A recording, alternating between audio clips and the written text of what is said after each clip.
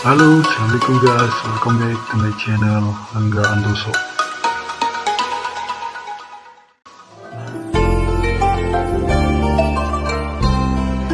Kami dari hamba Allah dari Aceh. Assalamualaikum warahmatullahi wabarakatuh, Buya. Assalamualaikum warahmatullahi wabarakatuh. Saya hamba Allah dari Aceh, izin bertanya, Buya.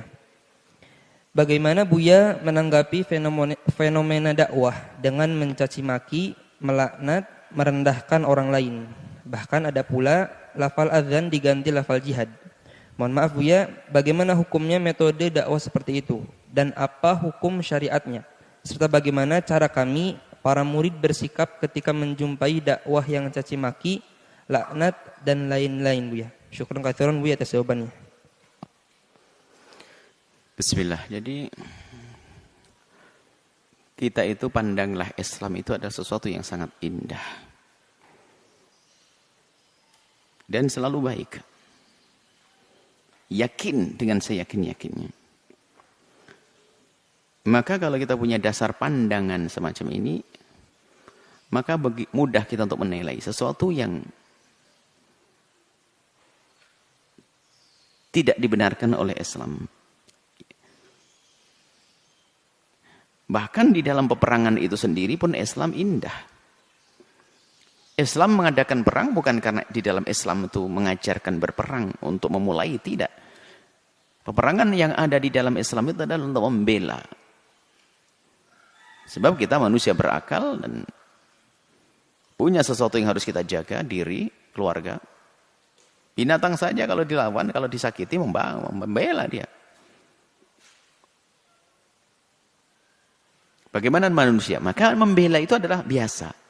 Yang nggak boleh adalah memulai dengan kejahatan. Dan Islam tidak ada memulai dengan kejahatan. Maka apa yang selama ini diisukan, disebarkan oleh orang di luar Islam, bahwasanya Islam disebarkan dengan pedang dan sebagainya, dengan nggak ada itu. Islam tidak memulai. Kalau ada pelaku-pelaku perjuangan yang keluar dari jalur ini, maka itu kesalahan dia, bukan kesalahan Islam. Islam ada rambu-rambu yang jelas. Ini secara umum Islam. Kemudian ada kelompok-kelompok yang mengajarkan kebaikan. Atau bahkan mungkin mengajak untuk bisa berdakwah, berjuang dan sebagainya. Nah, kelompok ini pun sama. Kelompok ini adalah sifatnya lebih besar daripada individu orang per orang. Kelompok A. Anggap saja dakwah al-bahjah atau yang lainnya. Tapi semuanya ini adalah ingin bagaimana membawa Islam kepada umat yang lebih luas lagi. Maka kelompok-kelompok ini juga berbeda-beda seperti manusia-manusianya berbeda-beda. Karena di dalam kelompok ada manusianya. Ada yang ternyata ada di cara berpikirnya adalah salah. Maka muncullah orang mengatasnamakan Islam salah. Islam teror. Padahal dalam Islam nggak ada teror. Islam membantai. Nggak ada Islam membantai. Seperti itu. Jadi kita harus bisa memilah itu. Kok ada perang Islam? Perang Islam untuk membela diri, bukan memulai. Kalau ada sebuah negeri nggak mau masuk Islam, tapi dia nggak mengganggu kita, ya nggak diapa-apain kok, aman kok. Dan itu dilakukan Nabi, oleh sahabat Nabi dan seterusnya. Bahkan penakluk-penakluk yang luar biasa seperti Muhammad Al-Fatih dan yang lain, Salahuddin Al-Ayyubi, melindungi orang-orang non-Muslim yang di bawah naungannya. Justru diperhatikan secara khusus. Jangan sampai ada di antara umat Islam yang berlebihan, lalu menghantam mereka. Dilarang kok. Begitulah. Sayyidina Umar pun berwasiat dengan wasiat yang banyak. Jangan lakukan begini, jangan lakukan begini, jangan lakukan begini kepada orang non-Muslim. Itu kan ada dalam Islam. Nih, jadi ini termasuk diantaranya kita dengar ada sekelompok ulama yang menyeru kepada dakwah, berjuang, menegakkan kebenaran dan sebagainya. Di bawahnya itu juga orang-orang yang banyak. Nah, muncullah misalnya seruan jihad. Apa seruan adzan? Hayya 'alal jihad. Secara fikih, secara hukum nggak ada itu.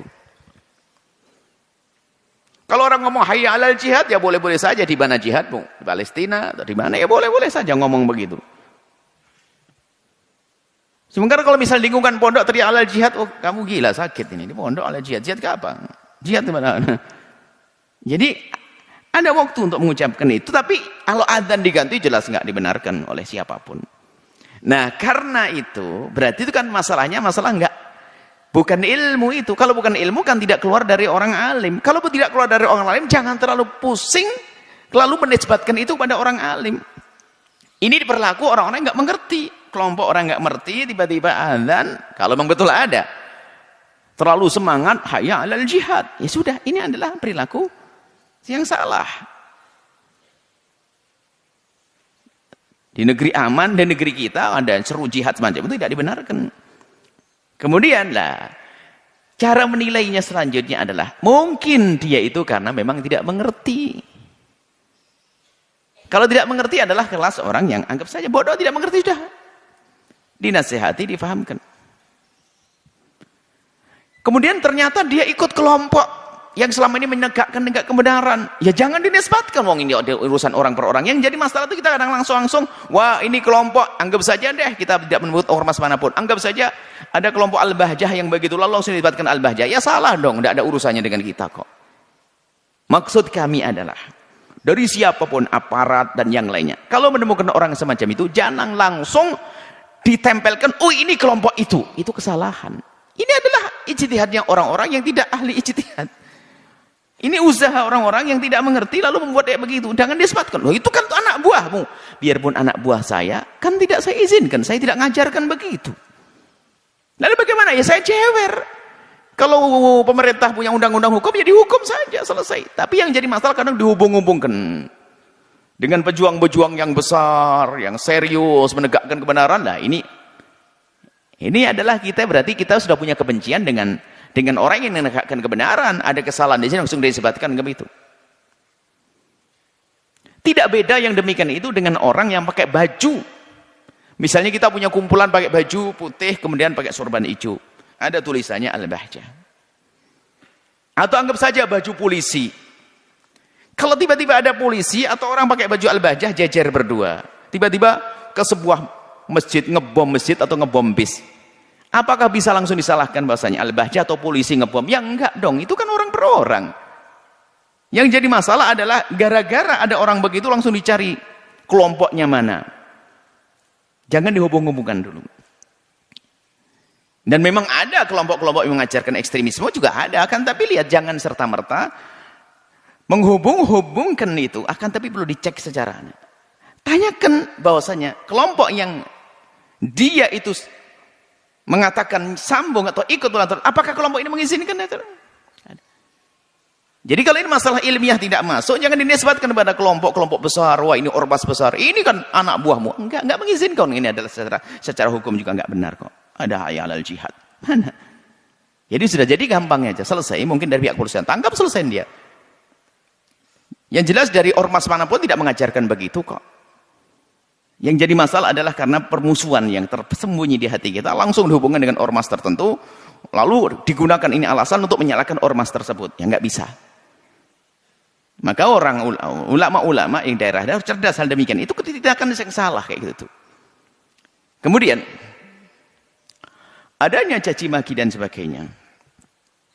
Mencaci dan mengolok itu jika pada tempatnya orang yang harus diolok, sebab dia tidak sadar dengan kekurangannya.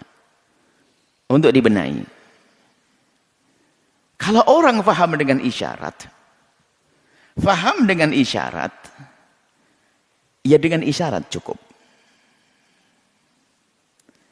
Akan tapi dengan isyarat nggak paham. Dengan kalimat yang jelas. Dengan kalimat yang jelas nggak paham, akhirnya perlu. Kamu itu kok dungu amat. Nah, ini tidak mencaci karena sudah mulai prosedur. Tapi dari awal kau dungu-dungu, ya mencaci saya. Jadi tolong nih kalimat, sebenarnya kalimat yang dikatakan tadi kalimat caci maki, cerca maca itu di mana tempatnya? Kalau kita ceramah itu kan langsung wah caci maki ngolok. Wah nggak bener ceramah kok caci maki ngolok-ngolok. Ya nggak bener. Tapi kalau kalimat yang disebut sebagai caci maki itu di saat diarahkan ke tempat yang benar jadi benar. Misalnya ada orang dikasih petunjuk, dikasih kebaikan, dikasih pengarahan, nggak mau diingatkan, kamu ini kok susah banget.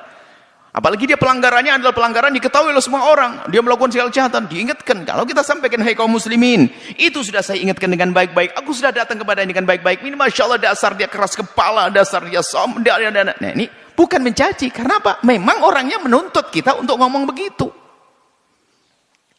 Tapi kalau enggak ada apa-apa, tiba-tiba mencaci maki, ya salah. Apalagi caci maki menjadi lekat dengan lesannya. Ini dai apa begitu, enggak sah. Cuman di saat kita mendengar orang, di saat orang itu mengucapkan kalimat caci, dilihat dulu dong. Kapan waktu dia mengucapkannya? Kapan dia mengucapkannya? Dan kepada siapa dia?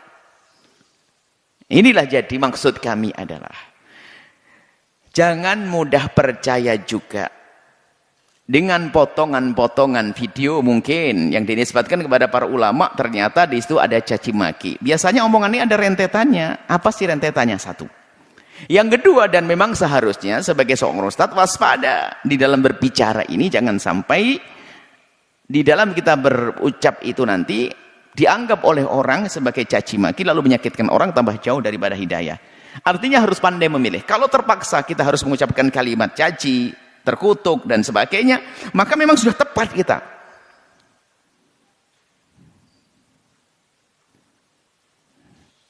Dan ciri khas yang pertama adalah, kalau kita ingin marah kepada seseorang adalah bukan urusan pribadi. Adalah urusan agama. Itu ciri terpenting. Misalnya, kalau ada orang mencaci pribadi saya, bukan Nabi, kalau Nabi harus bela, jangan Nabi. Kalau pribadi saya, lalu saya kok tidak tahan lalu mencaci, berarti saya ini mungkin ada unsur kesombongan. Tapi kalau agama diganggu, ya saya harus marah. Ini kadang-kadang kita ini keliran agama itu dinodai. Sebab menodai agama itu mencaci, tidak marah. Giliran organisasinya disentuh, wah, bangkit. Dirinya marah. Lah ini nggak benar itu.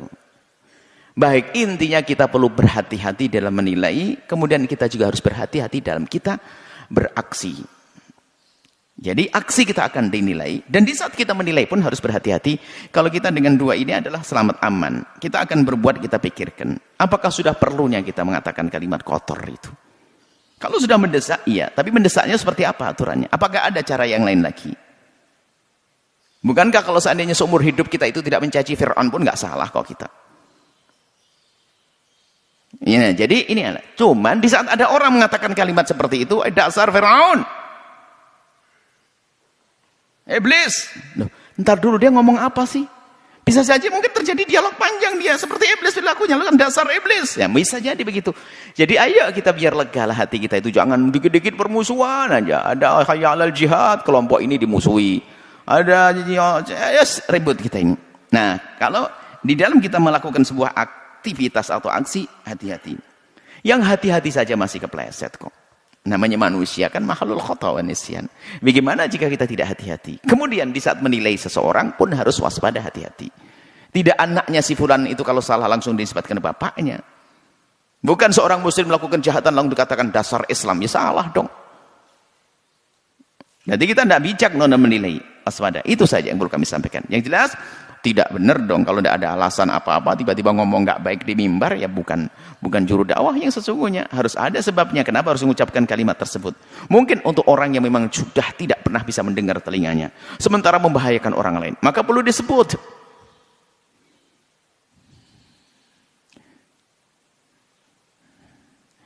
Nah, tapi ini kok idah. Kalau ada orang mencaci diri saya, mengolok diri saya sendiri, nggak ada perlunya saya membelanya. Iya, itu saya. Tapi murid-murid bisa saja mereka, bahkan sebuah keharusan. Ibarat itu. Kalau guru saya diolok, mungkin dengan penuh kesabaran, kebijakannya, dia diam. Tapi saya sebagai murid nggak bisa terima dong. Tapi kok idahnya, jika diri kita yang dicaci dan diolok, hendaknya jangan deh gampang terpancing emosi. Kalau Imam Ghazali kan mengatakan begini, seandainya kamu dicaci dan diolok begitu, seandainya saya dibilang apa, tinggal kata Imam Ghazali, kamu dengar saja omongan orang tersebut. Benar enggak kamu seperti itu? Enggak, saya enggak kayak begitu. Kalau sudah enggak kayak begitu, ngapain kamu marah? Alhamdulillah, saya enggak kayak seperti yang diomongkan. Tapi, oh benar, saya kayak gitu. Lah sudah, kalau memang kamu benar kayak begitu, kenapa kamu marah? Oh memang kamu kayak begitu kok. Sederhana, nggak perlu kita langsung beri reaksi-reaksi tentang negatif. Ya, tapi di saat saya diolok, tentu ada yang marah. Makanya maksud kami, jangan kita membiasakan juga mencaci seseorang, mengolok seseorang. Karena apa? Dia punya pecinta juga. Yang tidak mengerti judulnya apa kita olok dia. Jangan-jangan kita ingin menghantam dia, pengikutnya semuanya jadi benci kepada kita. Itu jadi masalah. Tapi kalau menjelaskan sebuah kebenaran, kemudian menjadikan seseorang itu ada kesan mencaci, lalu ada orang salah paham lain cerita. Cuman kadang kita bilang dia mencaci, gara-gara saya ngomong begini, ini. Baik, intinya caci maki adalah tidak baik, tidak benar, dan akan diperkenankan adalah di saat memang sudah terpenuhi syarat-syaratnya. Orangnya adalah memang orang yang layak untuk dan sah untuk dibikin dukun. Tentu ada ukuran syariatnya, bukan setiap jeplos mulutnya adalah caci maki. Dan kami sampaikan kepada ustadz yang mungkin semangat semacam itu. Kalau seandainya kalimat caci itu diganti dengan panjatan doa ataupun dengan harapan-harapan yang baik, niscaya akan semakin indah itu semuanya. Dan yang nggak paham pun juga akan paham dengan kalimat semacam itu. Tidak perlu kita dengan kalimat-kalimat kasar ya. Karena apa? Orang-orang kita sudah biasa dengan kalimat kasar. Yang sudah biasa dengan kalimat kasar, komentar jelek, kemudian kalau kita beri contoh, biarpun contoh kita benar, dia tidak mengambil sisi benarnya, dia akan mengambil sisi cacinya, maka dia akan menjadi pencaci maki. Maka himbauan kami adalah tetap dihindarkan itu semuanya. Tapi jangan Anda jika melihat ada ustadz tiba-tiba ada kalimat mencaci, jangan serta-merta Anda menilai dengan nilai negatif. Anda tidak tahu apa sebabnya. Tapi jika Anda ustadz, sebaiknya adalah dihindari dari kata-kata semacam itu. Karena apa? Yang mendengar Anda tidak semuanya orang yang paham tentang Anda. Dan orang yang orang Anda caci pun dia bukan orang sendiri. Dia punya istri, punya anak, bahkan punya kaum kadang-kadang. Sehingga jangan sampai kaumnya lari gara-gara Anda mencaci dia. Tapi kalau kita tidak perlu basa-basi berlebihan, menjilat enggak ada. Dalam Islam enggak ada menjilat. Tetap amar ma'ruf nahi mungkar. Inilah nasihat untuk diri dan semuanya.